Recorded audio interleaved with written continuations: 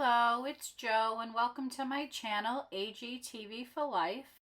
Let's make some firecrackers for our dolls. If you like what you see here, stick around because I'm going to show you how to make all of these and also provide you with a free printable. Here's my crew and they're definitely ready for 4th of July, can't you tell? They're all dressed up in their 4th of July t-shirts and now they're going to watch some firecrackers.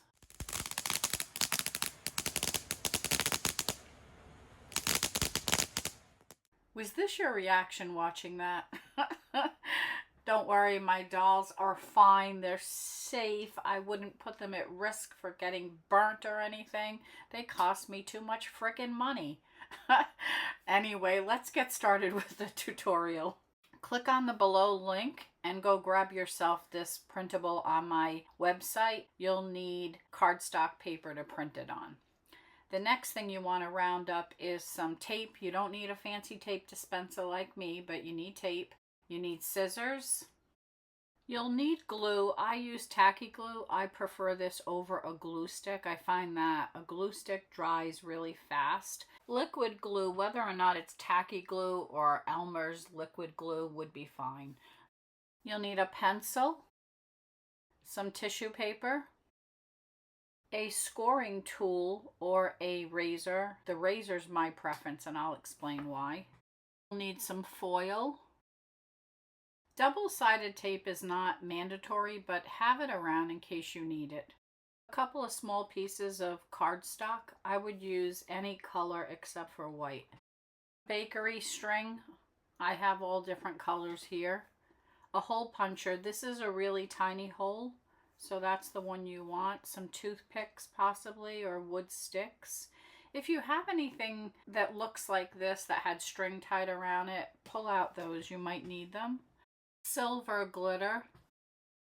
18 gauge wire or something that's similar to this that you might have around the house, and a wire cutter or whatever the heck that thing is called. You'll need a piece of foam or something like this. It doesn't have to be this big to put your sparklers in so that they can dry. I'll explain more later on in the video.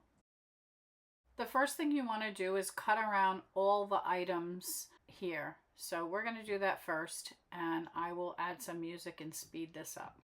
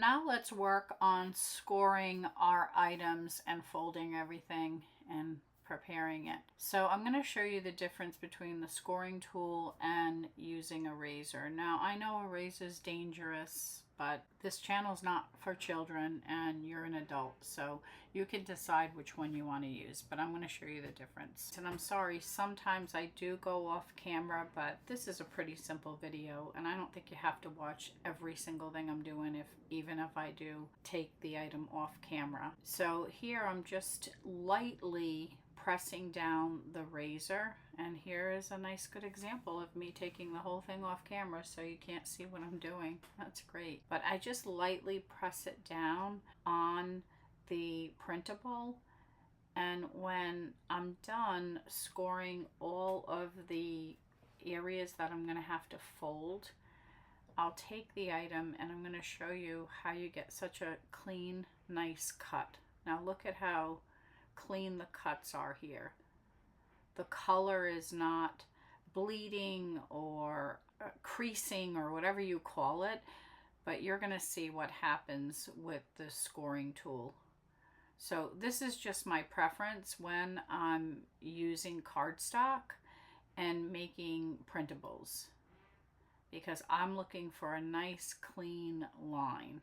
Now let's take a look at what I'm going to do. I'm not even going to trim this up because I won't be using it, but let's use the scoring tool and I'll do a couple of edges and then I'm going to bend it so you can see the difference between the two. So when you bend it, you have to give it a little extra pressure. Now, let's do another one and then I'm going to show you a side-by-side comparison. Okay, so now if we take them and put them next to each other, you can see the one on the top. Now let's compare them. The top one is the scored version and the bottom is the razor version. And you could see where the ink rubbed off on the top.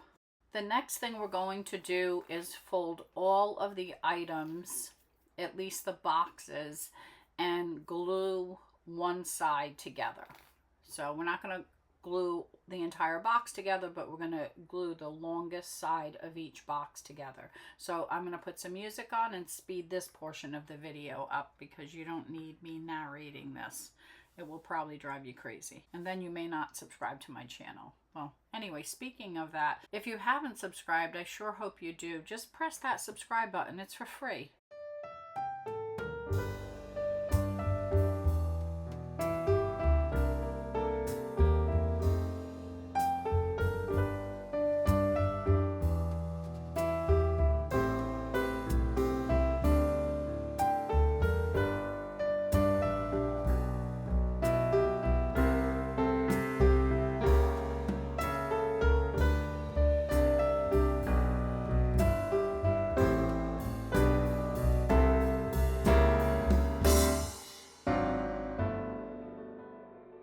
Okay, now let's talk through the sparklers. There's one side of the box that's not exactly sized, so I just want to show it to you and bring your attention to it. And it's the side on the right side of the razor here. So just make sure you're measuring that to the other side of the box because I forgot to put in the line for you to cut it.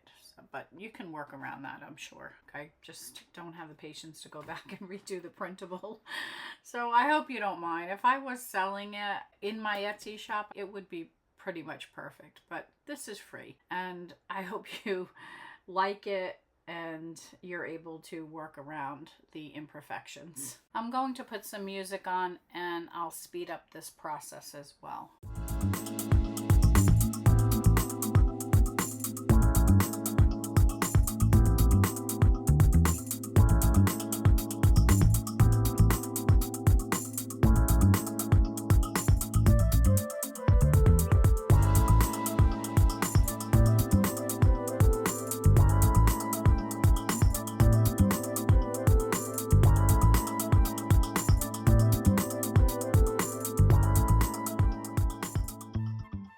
Let's move on and make these, I don't know, what are these, Roman candles or something? They have different names. Let's figure out which label works best around the cylinder. And it's not exactly flush with the other side, but it will work.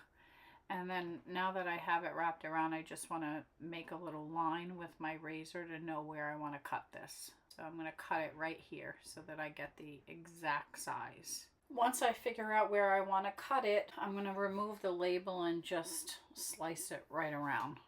I'll just remove that piece, tuck the excess inside. Round up your supplies, pull your tissue paper out. You're not going to need all of it. You'll just pick a small piece out of whatever color you opt to use. And all your little strings. You'll use this to make a fuse, and you'll understand that when we get to that part. And your hole puncher, just trim a little piece of the tissue paper off. Get your cardstock and cylinder and trace 2 circles and cut them out. Get your tacky glue and glue one side of the cylinder around the edges. Attach one of the circles and let it dry. Now get the other circle and glue it onto the tissue paper and then punch a hole in the middle. Get a piece of the string, which is basically your fuse, and feed it through the hole. Now get a piece of tape and tape down the string on the inside. Cut the string and trim a circle around the other circle. Let's put the label on the cylinder. Tape down the side with the white edge first and then tape down the other side. Now we're going to glue down the other end of our firecracker. Check for fit. And then get your tacky glue, and once you have it coated around the edges, grab that piece and attach it to the top. Now add tacky glue to the tissue paper as you see here. Once you have it fully coated underneath with the tacky glue, bend the tissue paper around the cylinder. Look at that. Beautiful. Exactly the look that you want. There you go. Now you have a firecracker. Now let's work on the other one. We don't have a cylinder, but you really don't need a cylinder, so I just want to show you another option, which is just to use the cardstock and tape it together. Now get your cardstock and cut a small square. Once you have that, grab your tacky glue and cover the edges of the bottom, just like this. Now get the cardstock and just set the bottom on there like this. Take the excess off and just let this piece dry. Now let's make our sparklers. Get your wire and toothpicks and this cutter tool, whatever that is again, and just measure them against the sparklers box. This is totally up to you. You don't have to use the wire. Use whatever you want. Now let's figure out how we're going to coat them. Make a little tray because we're going to put some glitter in the tray. Wrap some foil around one of them. This is the easiest one to do and it fits in the box nicely, or you can coat the toothpick with your tacky glue and then dip it into your glitter and put it on the foam so that it can dry. Let's make another one.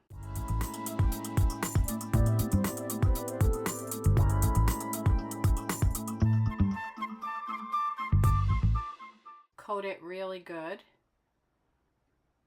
and sometimes it's easier to do it if you put the glitter in the tray rather than dip it into the container. So I just wanted to show you that version, and there you go. Now let's put it into the foam and let it dry. These look so realistic. What do you think? Now let's get the firework that was drying and repeat the process to make the top piece with the fuse. I'm not going to talk through the steps because we already did this.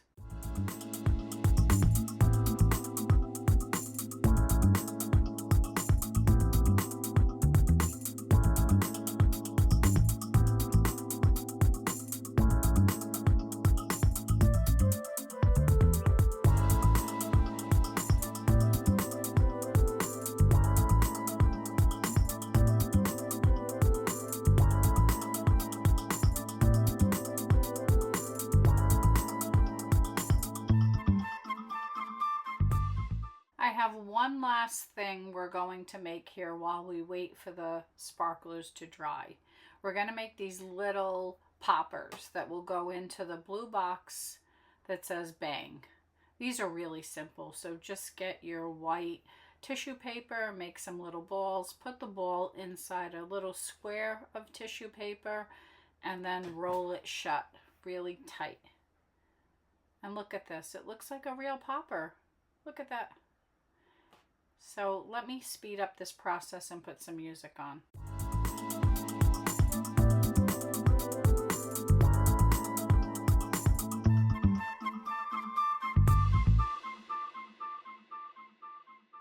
We did it! We made all of our Dolly fireworks. I hope you enjoyed this tutorial. I had a lot of fun making it. If you did like it, please give it a thumbs up. If you haven't subscribed, I hope you press that subscribe button and come back again and watch more videos and DIYs and whatever else I do here. Drop a comment below and let me know what you thought of the video. Also, the link to my website is down below, so once you get there, just look for the fireworks posting and go all the way to the bottom and click on download. Remember to print it on cardstock. Also, here's some video recommendations for you to watch if you'd like. I put links to all of these videos down below as well. I hope you're enjoying the summer so far and you have the 4th of July off from work and you get in some Dolly time this week. Until next time, take care of yourself and remember, AGTV for life.